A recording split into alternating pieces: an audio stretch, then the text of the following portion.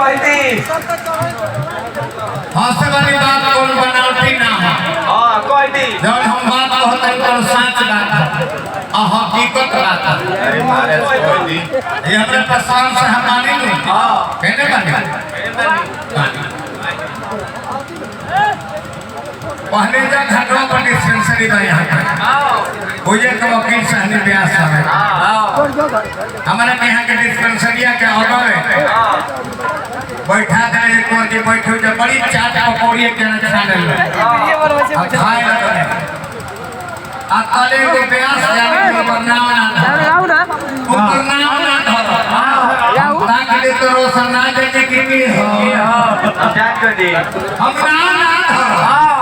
हम ताकि दे तो रोशन ना देने के हो पहले जी डॉक्टर साहब पेट में हम धरता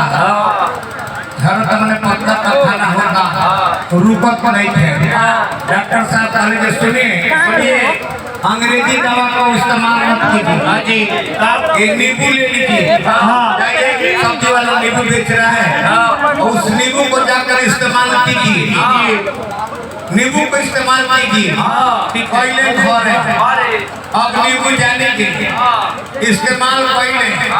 फिर पहुंचता है जाने के दूसरा दिन। अरे डॉक्टर साहब पेट मानत नहीं थे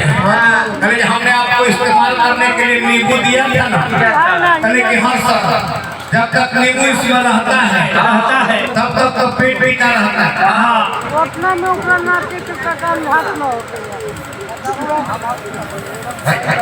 सुपरस्टार मोहन मंगल की दीवानी लेकर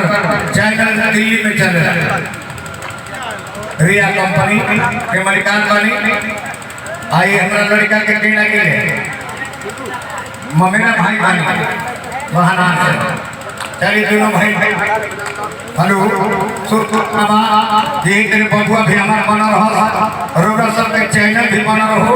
महाना वाला बबुआ भी बना रहा भगवान ये कर धान कर से सब फरास अब तेरे हमारे का कोई है पहले डॉक्टर साहब जब तक नींबू इसमें रहता है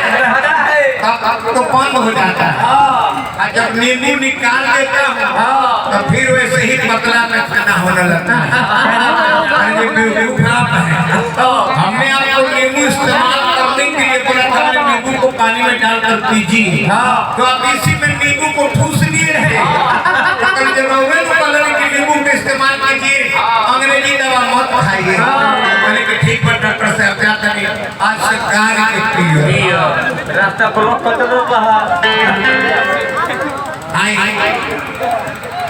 यही नाम को बोला एगो मछरा एगो मछली भजन हां एगो मछरा एगो मछली पानी में जाने के बिहार करत रहे हां मछलियां बड़ी धारती रहे एकरा वजह पटक देकर माने बैटरी कमजोर हो गया खाने के लिए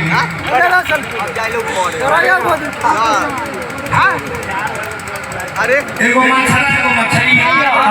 जल विहार करता है मछलियां बना मछरा से अलग